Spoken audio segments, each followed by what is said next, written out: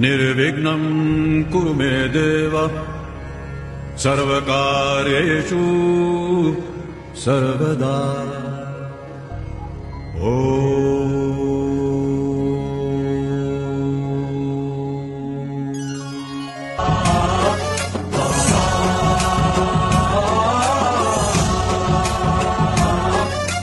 गणनायकाय गणदैवताय गणाध्यक्षाय धीमहि गुणशरीराय गुणमण्डिताय गुणेशानाय धीमहि गुणातीताय गुणाधीशाय गुणप्रविष्टाय धीमहि एकदन्ताय वक्रतुण्डाय गौरीतनयाय धीमहि गजेशानाय भालचन्द्राय श्रीगणेशाय धीमहि एकदन्ताय वक्रतुण्डाय